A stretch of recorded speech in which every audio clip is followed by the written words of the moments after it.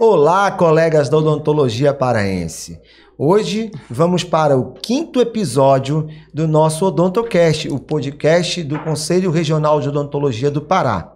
E hoje falaremos sobre um tema muito interessante que é a educação na odontologia. Para isso, eu convido a doutora Penélope Gotardo a fazer as honras da casa.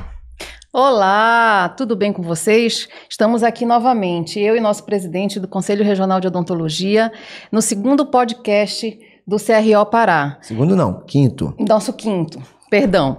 E hoje nós temos a imensa satisfação de termos a nossa convidada especial, que é a professora Irene Noronha.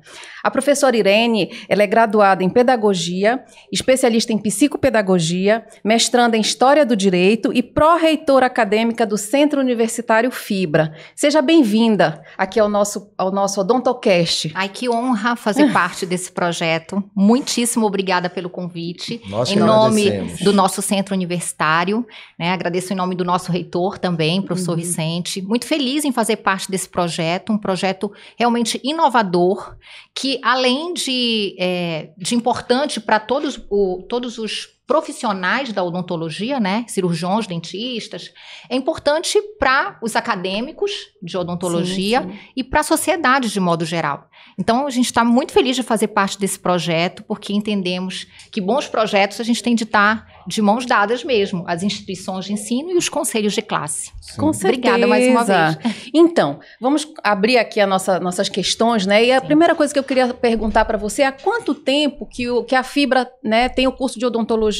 Pois é, nós iniciamos o curso, a portaria de 2016. Então, sei lá se vão 7 anos, né? Formamos 2 turmas, estamos indo para a terceira agora, em 2023 deve sair a terceira turma. Aproveitando essa pergunta da doutora Penélope, doutora Irene, ou professora Irene, a Fibra ela conseguiu nota máxima no ensino da odontologia pelo MEC, não é isso? É. Eu queria que falasse um pouquinho disso. Pois é, isso tem nos trazido muito orgulho, uma satisfação muito grande, porque a nossa bandeira é a educação. A gente combate muito esse tipo de campanha de Black Friday. Eu nem gosto desses nomes, né? Mas acho que não se pode transformar a educação no mercado. Não é isso. Nem a odontologia. Muito menos a odontologia, né? É muito sério, porque algumas pessoas ainda têm em mente que odontologia é um dente. Eu digo as pessoas de senso comum.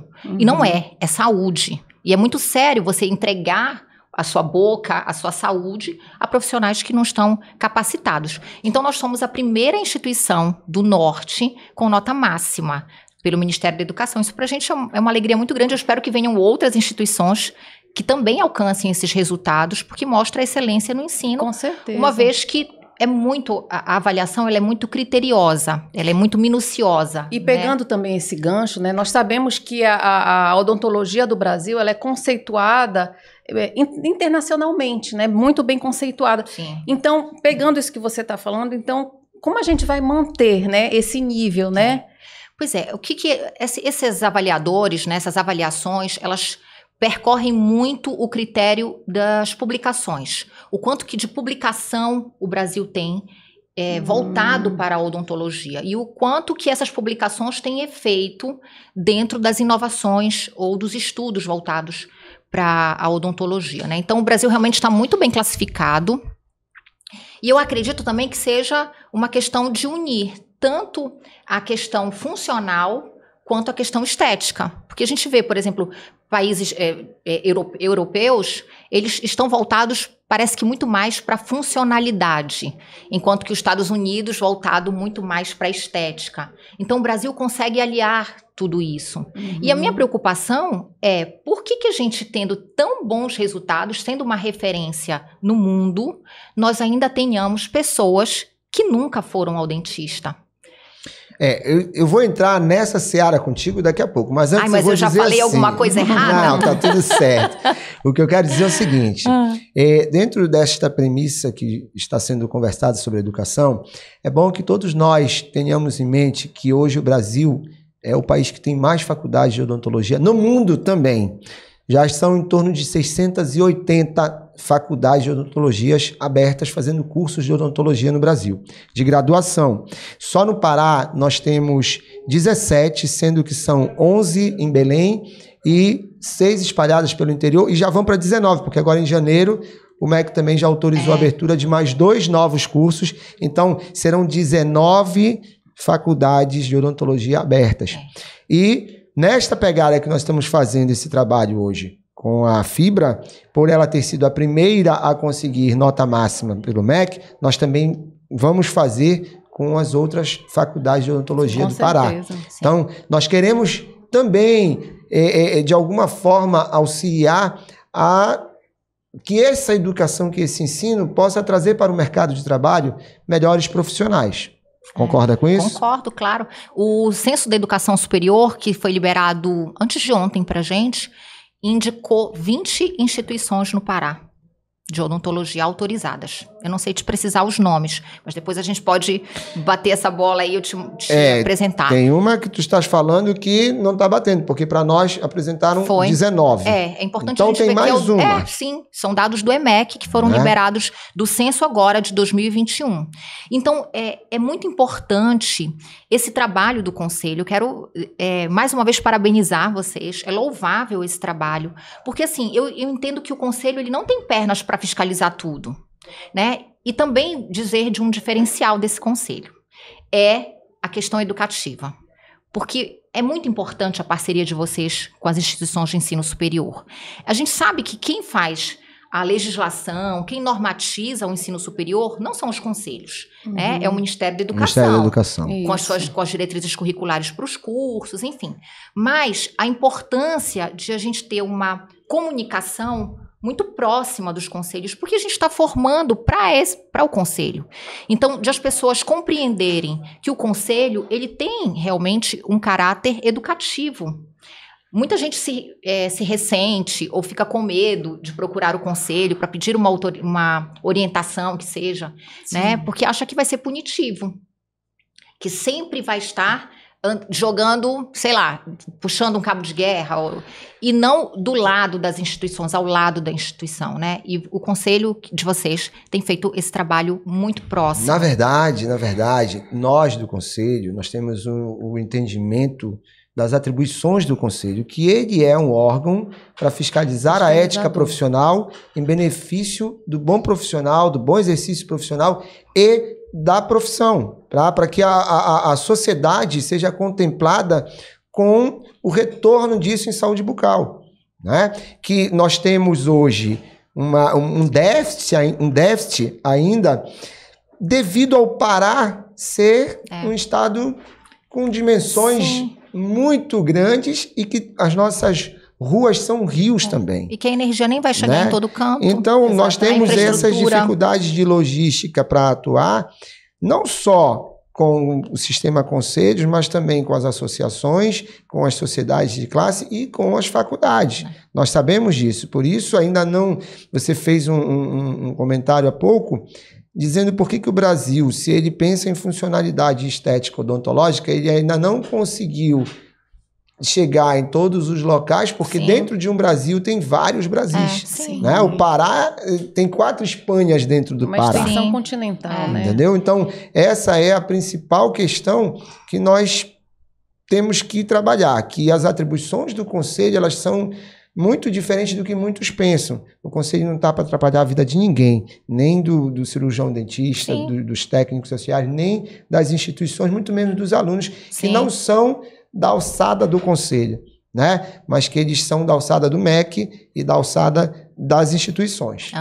E assim, o Conselho está muito preocupado porque a gente vê um cenário mundial até dessa questão da exploração da odontologia para esse lado mercadológico, e nós estamos em tempos de redes sociais, né, de formas não tão éticas, né, como a gente gostaria. Como é que você encara esse aspecto? Como é que a gente pode mudar, trabalhar isso? Vamos falar um pouquinho, né, porque hoje em dia é o que mais a gente vê. Tem esse tema... E o que tem norteado até a cabeça dos acadêmicos. Exatamente, esse tema ele é amplamente discutido. com os acadêmicos, é importante que nós façamos com que eles reconheçam que a internet nem sempre vai ter um conteúdo que está com bases científicas, né? Sim. A odontologia, bom, todas as profissões, deve ser pautada em trabalhos científicos. Não dá para ficar olhando qualquer coisa na rede social e achando que pode ser feito. Eu costumo dizer assim, ó, tem muita gente que fica ensinando até fazer clareamento caseiro e que isso pode trazer um risco de vida para a pessoa. Então, tem de ter muito cuidado. E queria só retomar um pouquinho o que o Marcelo estava falando sobre essa questão de não chegar a todos os cantos. Nós somos muitas vezes convidados para ações extensionistas dentro da instituição e que as pessoas não têm noção de, leva a odontologia. Mas espera, não é assim. Não dá. É muito complexo. É muito complexo. Como que você vai atravessar, vai para uma ilha, tem uma cadeira odontológica lá? Como é que você vai fazer? Tem água potável no local? Tem a bioética, né? Que a gente não pode tratar as pessoas de qualquer jeito. Né? Tem que ser de uma forma segura, né? Exato. A biossegurança. E isso também, ó, quando a gente trata com o aluno, a importância de dizer isso. Da segurança do paciente, da segurança do acadêmico, que é o futuro profissional, e da ética que está envolvida, né? De uma anamnese que precisa ser feita com segurança, muito criteriosa, não pode se deixar envolver pelo que o paciente quer, porque muitas vezes o paciente não quer tratar a saúde, ele quer ir logo para o fim estético. Isso. E precisa mostrar que aquilo é um caminho. A estética vai ser alcançada também se você tem boa saúde. Exatamente. Mas que existem passos para que isso seja alcançado. Então, é um trabalho realmente muito grande, que envolve muitas pessoas, que tem de ter realmente profissionais muito qualificados, profissionais que estejam comprometidos com essa educação, né? E que façam realmente um trabalho de orientação para os alunos, para que a gente não caia nessas ciladas, armadilhas, né? E voltando a falar sobre a questão das redes sociais, né? O Conselho tem desenvolvido um trabalho, né? Até onde a gente consegue, porque é ilimitado, né? A gente recebe denúncias, muitas denúncias de propagandas irregulares, e tenta apurar, mas se a gente for ver, é um caminho assim que é bem complicado, é muito difícil a gente conseguir sanar tudo isso. Então, assim, a gente está tentando pela orientação, pela educação, de forma ética, tentar conscientizar, né? Por isso que a gente está apelando às instituições acadêmicas, né, para que a gente consiga trabalhar a base, né, que é de lá que deverão sair os bons profissionais para que possam executar práticas éticas na odontologia. E levando conhecimento a toda a sociedade, né? Esse trabalho de vocês alcança todas as pessoas. Então, as pessoas que vão utilizar um serviço, elas terem consciência de que precisam estar em profissionais que sejam qualificados, que estejam realmente habilitados para aquele trabalho, né? Me preocupa muito também algumas instituições que fazem de forma, de qualquer jeito, o ingresso do aluno na pós-graduação que não concluiu a graduação. Aproveitando isso... Esse é um assunto bem pertinente. Podia falar sobre isso. Tem que falar, é preciso. O Conselho está aqui justamente para isso. É muito sério. Nós sabemos que tem uma vedação a graduandos que estão fazendo pós-graduações. O que seria isso, para esclarecimento? O Sistema Conselhos, através do CFO, ele veda, tá, oficialmente, a participação de graduandos em cursos de pós-graduação. É lógico. Como é que você entra numa universidade sem prestar o vestibular ou ter finalizado o curso médio? Não existe isso. E tem muitas evidências de que isso está ocorrendo. Nós, do Conselho, nós recebendo a denúncia, nós vamos autuar. Então, creio que a Fibra é uma faculdade, é uma instituição séria, como todas as outras, que não estão fazendo isso, porque as que estiverem seu coordenador será punido nos moldes da lei, como tem que ser. É uma questão ética. Então, isso aí não adianta depois chegar e dizer, eu não sabia.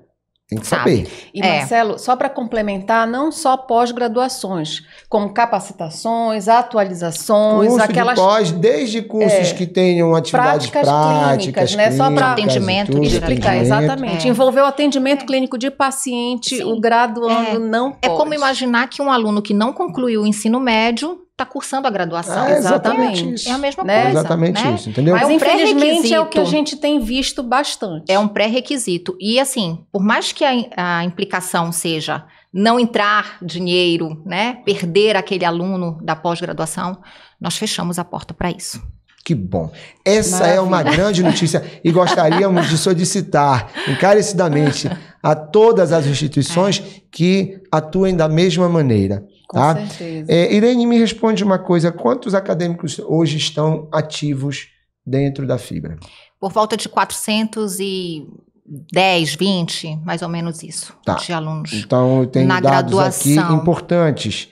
Que a Fibra hoje, dentre esses dados aqui, ela está entre as 3 primeiras que tem mais alunos no Pará. Né? Nós temos aí mais de 700 na Universidade Federal do Pará.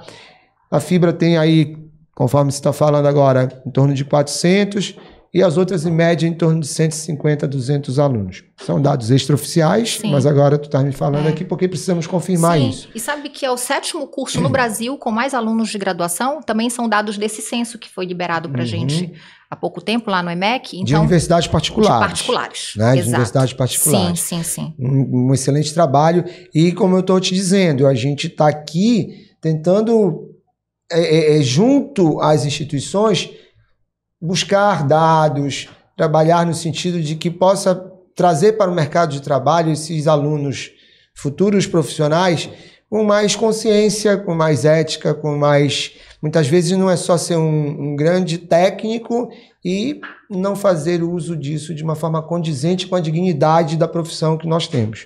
Né? Então, temos problemas sim, mas precisamos ter esse diálogo, inclusive porque eu vou te trazer uma novidade também, né? Que é uma coisa bem quentinha também. Adoramos novidades. Só eu que vou saber, né? E por enquanto, mas está aqui, todo mundo agora vai saber. O Sistema Conselhos, e nós estivemos agora em Brasília, fez o projeto piloto da prova de proficiência do curso de odontologia pelo CRO Paraná. E foi, assim, bastante eficaz o processo todo para dar uma luz para o Sistema Conselhos no sentido de caminhar como a OAB caminha. Sim. Porque nós do Conselho estamos tendo muitos problemas advindos de novos colegas que estão, como é que eu posso te dizer, vacilando ali na questão ética e que traz uma carga muito grande para o Conselho. Então, nós estamos, nesse trabalho educativo, também tentando prevenir para não ter que remediar. Então, me conta mais um pouco sobre isso. Eu quero saber se a ideia já é aplicar imediatamente aqui no Estado. A ideia foi passada para o Conselho Federal, que vai fazer um estudo sobre este exame que foi feito, para saber se vai aplicar isso em nível nacional. Mas o Sistema Conselho está muito favorável a isso. Essa é a novidade, que já saiu, já foi plantado ali uma sementinha, né, que não existia antes.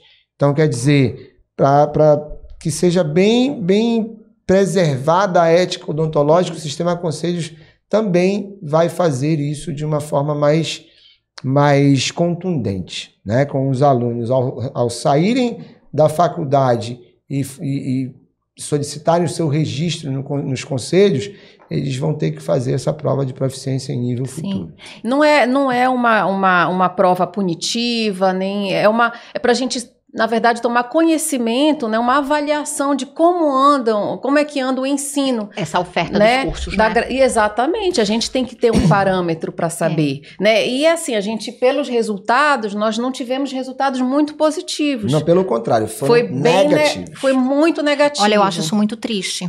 Porque eu gostaria muito que, assim, principalmente na nossa região, Eu acho que as instituições precisam crescer. Eu não tenho esse sentimento competitivo. Eu acho que a gente faz muita ciência. A gente precisa mostrar para o mundo que a região norte produz conhecimento. Então, me entristece muito saber que tem instituições que ainda estão tão verdes, né? Para tu teres uma ideia, vou te dar dados alarmantes aqui, que eles são oficiais dentro do sistema Conselhos. São mais de 380 mil dentistas no mercado de trabalho. 380 cirurgiões dentistas no Brasil. Nós temos hoje 680 faculdades de odontologia funcionando no Brasil, para um universo de 210 milhões de habitantes. Nos Estados Unidos, nós temos 85 faculdades de odontologia para 320 milhões de habitantes. Uma diferença. Né? Brutal, né? Então, quer dizer, o Brasil, MEC, também não teve braços para poder colocar esse caminho, essa direção desse caminho aí de uma forma que pudesse primar pela qualidade. A gente tem certeza, porque a gente vê que foi pela quantidade, né? Como o mercado vai absorver isso? Como vai formar profissionais que no futuro podem trazer para a população algum tipo de dano? Porque o Conselho ele é uma entidade que fiscaliza a ética voltada para a sociedade, né? Então ele tem que defender a sociedade. Isso. Tanto que qualquer problema que chega de denúncia ética, o Conselho vai agir em defesa da sociedade. Porque a sociedade ela tem que reclamar para algum lugar. Para quem ela vai reclamar? Ela vai reclamar para o Conselho. Quem é um bom profissional, ela não tem do que reclamar. Ela vai reclamar do mau profissional. Isso é uma dicotomia. Por quê? Como nós temos tantas faculdades no Brasil e temos uma população ainda com um índice de cárie tão elevado, né, Irene? Pois é. Então é uma coisa assim que tem ainda que ser trabalhada, né? As faculdades... Educação, exatamente. Tem que ter, assim, uma responsabilidade social também, né? Dar uma contrapartida também para essa população. Como é que vocês... É isso que nós fazemos lá. Isso, então, que eu gostaria de saber. Lá no Centro Universitário a gente faz atendimento à comunidade, não tem nem valor social a consulta. Chegar e faz o agendamento, né? E a gente avalia e vê o encaminhamento. É bom informar isso para a sociedade. Olha para aquela câmera. Não tem nem valor social a consulta. Liga para o Centro Universitário Fibra. Qual é o telefone? 3266-3110, ou vai lá no site, checa todas as informações no Fibra Pará, lá no Instagram, e faz o agendamento. Gente, é muito importante, não descuidem da boca, pode trazer muitos problemas, a gente está com uma população cada vez mais longeva, né? Então esse dente vai ter de permanecer conosco por muito mais tempo e que eles precisam estar saudáveis. Fiquem atentos às informações da professora Irene, porque assim, a população que precisa ter acesso à odontologia também e que tem uma outra vertente, que não a área privada, ela pode, no Centro Universitário, Fibra, recorrer a acadêmicos que estão sob a supervisão dos professores de aprendizado, mas supervisionados por especialistas, por cirurgiões dentistas capacitados. Isso é muito importante. E é outro diferencial, porque, por exemplo, nas nossas clínicas, nós temos 3 profissionais dentro da clínica. São 3 professores. A gente não trabalha com monitores, não trabalha com os preceptores, altamente professores, né? Que acompanham todo o trabalho das equipes, que são reduzidas também, são subdivididos, para que eles possam acompanhar de perto o tratamento que está sendo feito. Nosso projeto também vai contemplar todas as faculdades de odontologia do Pará, para que a gente saiba como é também o funcionamento de cada uma delas. Porque esse funcionamento da Fibra, ele é um funcionamento que, a mim, como profissional de odontologia, é bastante interessante. Eu tenho ideia de como sejam nas outras, não sei se há um padrão nesse sentido, mas é provocativo até porque muita gente não sabe desse tipo de atendimento. E é importante que saibam, né? Porque também vai ajudar na formação de novos profissionais. Com certeza. Né? Supervisionado por profissionais tudo, né? já com excelência em atendimento. E eu digo uma coisa que a gente estava conversando também, que a instituição, o mercado, ele não pode sucumbir, né? A questão mercadológica, na verdade. O ensino não pode sucumbir, não deveria sucumbir à questão mercadológica. Porque você também, você está ali pegando futuros profissionais esperançosos com o futuro, né, que terão e que podem facilmente também se frustrar, porque serão jogados a um mercado de trabalho que, se não tiverem qualificação necessária, vão ser mais um. E a gente sabe que vão ser mais uns, porque está saindo muita gente, né, para o mercado e de uma forma não muito bem conceituada. Como se dissesse para aquela pessoa, você inscreve ela numa Olimpíada de natação e a pessoa nem sabe nadar, né? Exatamente. Joga lá na água e agora se vira porque eu já fiz o meu trabalho que não foi feito.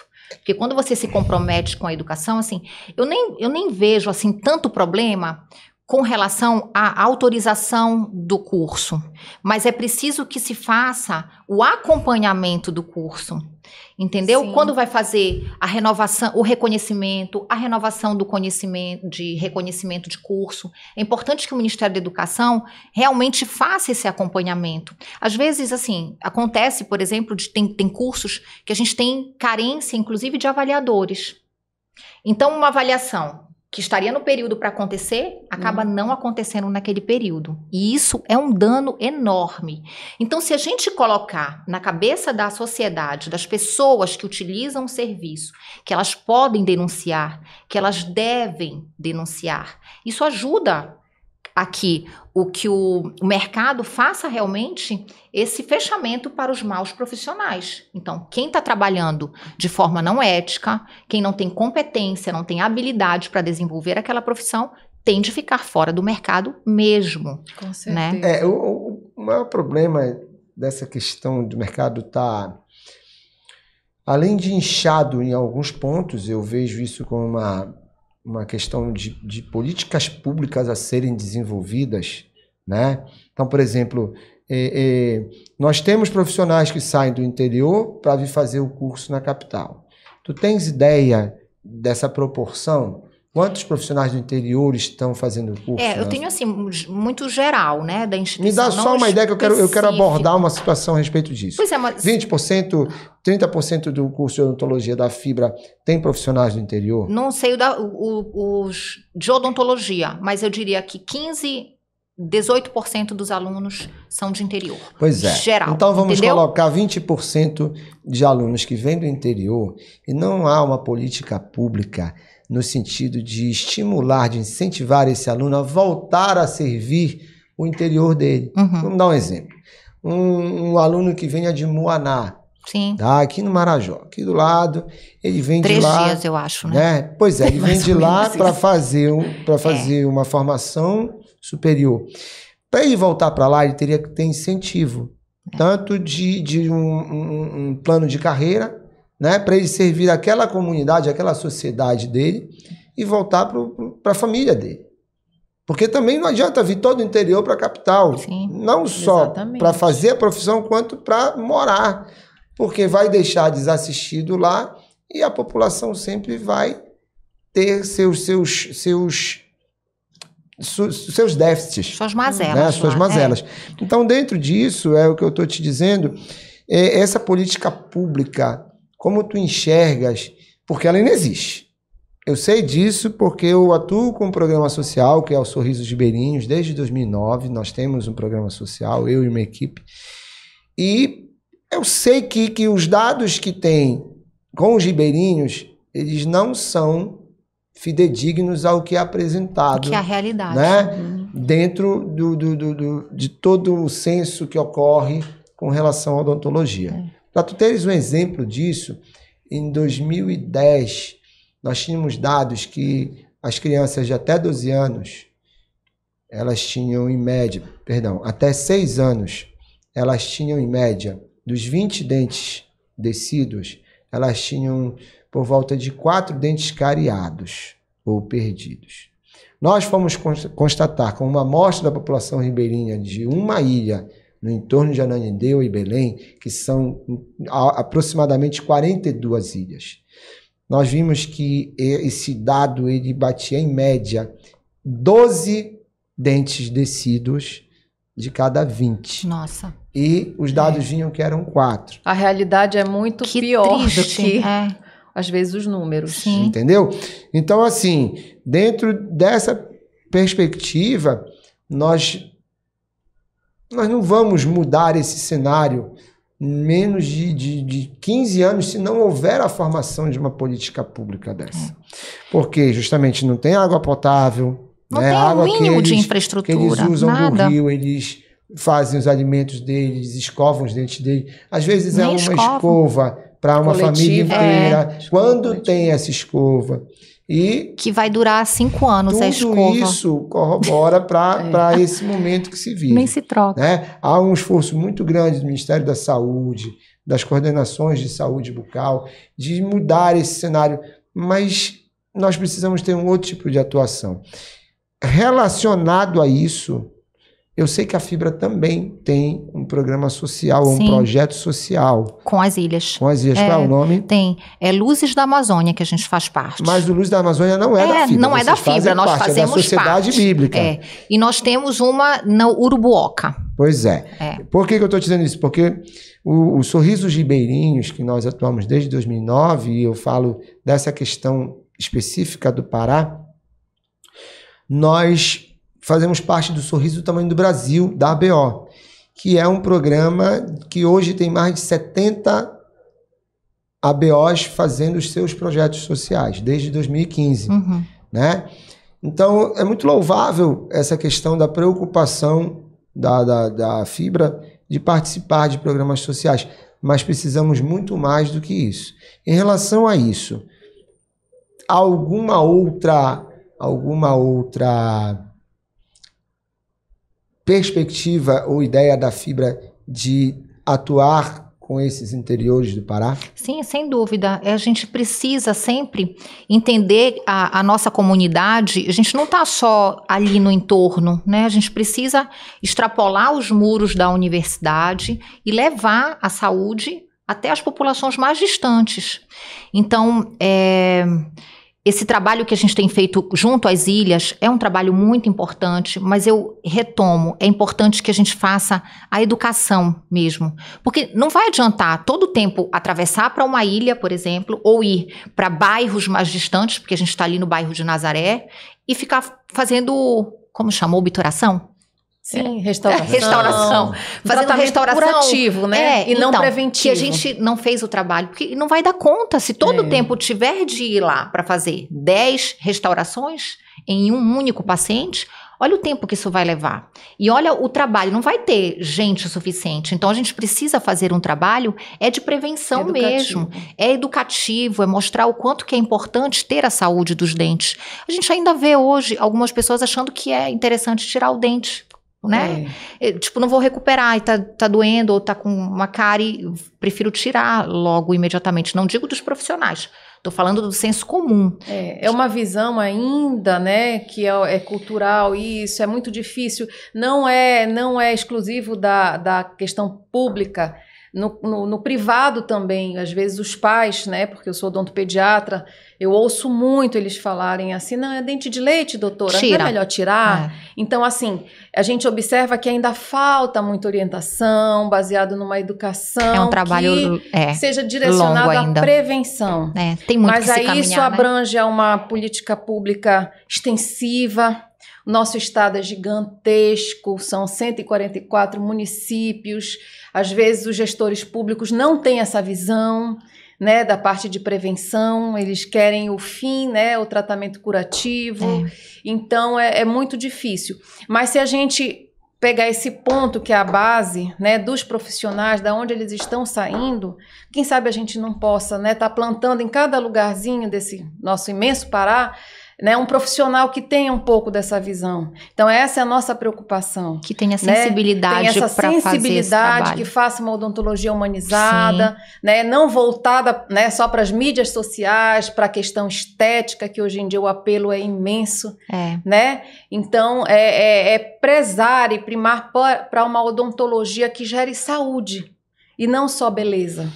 Uma pergunta que eu quero te fazer. Nós fizemos agora, no final de outubro, na comemoração da Semana do Dentista, um encontro de gestores da odontologia, no qual a Michele participou conosco lá também, e outros gestores, coordenadores das outras faculdades, principalmente as de Belém, porque foi uma situação meio que em cima da hora, mas nós conseguimos levar quase todas as faculdades ao conselho, presidente da Uniodonto, presidente do sindicato, todos os que fazem alguma atividade relacionada a isso estiveram no encontro. E esse encontro foi bastante produtivo, foi uma manhã inteira, inclusive muitos reclamaram que acabou, né? Ficou com gosto de quero mais.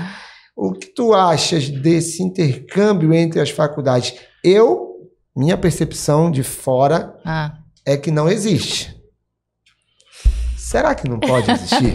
Deve existir. Eu até estava conversando um dia desse, eu disse, olha, a gente precisava reunir, né? Os gestores precisavam reunir para falar como foi o período de pandemia, como os reitores, pró-reitores acadêmicos, né, como eu, que desenvolve esse trabalho, que estou desenvolvendo esse trabalho lá no Centro Universitário, de nós nos reunirmos e contarmos da nossa experiência. Isso. E como eu disse, eu acredito muito na educação que se faz aqui no Norte. Já recebi avaliadores do Ministério da Educação dizendo, eu não acreditava que vocês faziam isso.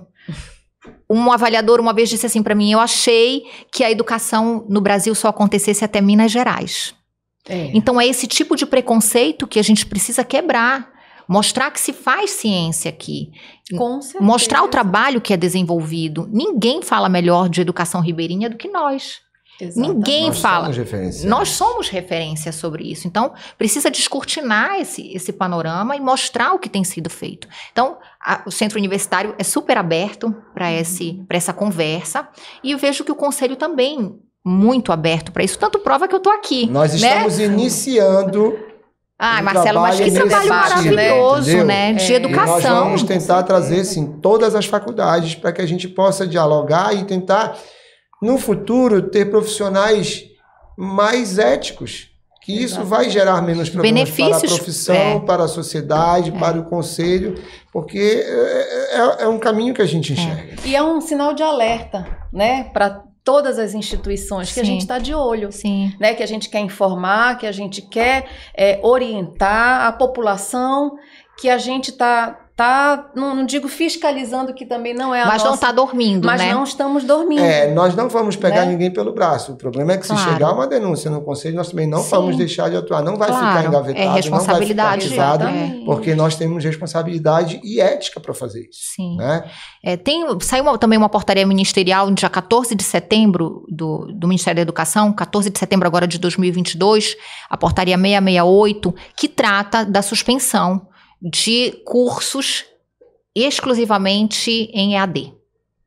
Para odontologia, esquece. Pois é, listado lá está o direito, está a psicologia, está enfermagem e odontologia. Então, odontologia é um dos 4 cursos em que eles montaram agora um grupo de ação, né, que vai pensar quais serão os próximos passos para essa... Mas assim, o Conselho Federal já nos acenou que não serão aprovados. Não vai haver aprovação. Não vê com bons olhos. Não, nem alguns conselhos. Isso já é uma coisa já batida. E outra coisa que é importante falar também é que dentro dessa sistemática aí do sistema conselhos, não ver com bons olhos o EAD, a odontologia ela tem a especificidade dela, principalmente na questão prática. Como é que você vai fazer EAD, uma cirurgia, uma situação que fica inexequível mesmo, totalmente inexequível, entendeu? E nem a gente concorda com isso também, tá? Então, dentro dessa projeção, acho que dificilmente vai acontecer. Aprovar. Dificilmente vai aprovar. Inclusive, Também uma outra quentinha que foi agora em outubro, né? Nós estamos iniciando dezembro e agora outubro de 2022. O MEC foi judicializado pelo Conselho Federal e pelos conselhos regionais para não abrir mais cursos de odontologia e nem vagas nos cursos que já tem, né? Porque ficou descontrolado. Vai chegar aqui a 1000 faculdades de odontologia e aí? Todos vão sofrer. O mercado regula? Não sei se o mercado regula. Nem sempre, né? Entendeu? Então, não dá pra gente ficar também tateando e usando aquela situação de acerto e erro, acerto e erro, acerto e erro. Ou não se posicionar, né, diante disso. Entendeu?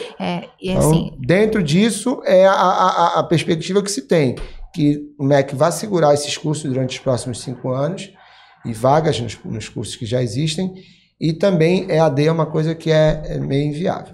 E eu queria só fazer um alerta, assim, para os acadêmicos que estejam nos ouvindo, né? Que Sim. O conselho, ele regula os profissionais. Perfeitamente. Mas um acadêmico que vai fazer um atendimento num consultório, isso é caso de polícia. Caso de polícia. É muito sério. Então, não brinquem com isso. Exatamente. Isso que ela falou é muito importante, porque se acontecer de você, acadêmico, estar atendendo um paciente e for pego, né? Você não vai ser encaminhado para o conselho, você vai ser encaminhado para a delegacia e pode destruir uma carreira antes dela mesmo ter iniciado. Tá? Então, infelizmente, é uma situação que tem ocorrido. Já aconteceu com o nosso conselho, acontece com vários conselhos e pense bem nisso, porque você está num caminho e tem que seguir esse caminho corretamente dentro de todos os ritos que são determinados, para ninguém estar inventando a pedra. Isso daí já é lei, é determinado e apenas tem que ser dado sequência. E escolher instituições sérias, né, Marcelo? Com certeza. Olha só, infelizmente nós temos um tempo que a gente nem sente passar quando tá gostoso, né? Olha aí, tu estás me dizendo que tá acabando, sorrindo pra mim, porque o brasileiro gosta de sorrir, né? Com certeza. A gente conta até coisas ruins rindo. Uma amiga foi casar um filho, agora já tô nessa fase, né? Antigamente eram as minhas amigas que casavam, agora eu já tô na fase das amigas que casam os filhos. Ela falou, eu vou entrar chorando. Eu disse, chora, mas vai rindo. Com certeza. Então, assim, essa delícia de entrevista, essa delícia de bate-papo. Obrigada pelo convite mais uma vez. Né? Agradecendo pelo Conselho Regional de Odontologia do Pará, em nome de toda a odontologia, a tua participação, né? Eu quero que a Penélope dê as palavras finais dela também, para que tu possas dar as tuas e chamar os teus acadêmicos para assistirem o nosso Odontocast. Sim, com certeza. Né? De uma forma bem tranquila. Tá bom? Penélope? Irene, eu só tenho a te agradecer, né? Nós nos conhecemos lá antes da odontologia, da fibra, enfim, há muitos anos e assim, eu sempre soube da sua dedicação, da sua ética profissional e eu só queria te agradecer por tudo, por você ter vindo aqui, por você falar um pouco, né, sobre educação e a gente, como conselho, né, a gente quer isso. Né, que a gente, como instituição venha aqui também, seja transparente e nos dê as mãos, né, que formemos parcerias. O Conselho está aberto a todas as instituições, como o Marcelo falou, né, não é exclusividade da Fibra, não, e nem será. Mas que venha com conteúdo, com responsabilidade, com ética, né? Que aí sim a gente vai conseguir caminhar e fazer uma odontologia diferente. Porque a gente está muito assustado com tudo que está acontecendo. Sim, né? Nós também. Então é isso, só te agradecer e que venham mais. Obrigada, tá? Né, Obrigada mais uma vez pelo convite. Obrigado feliz, você. tranquila agora que acabou. Né?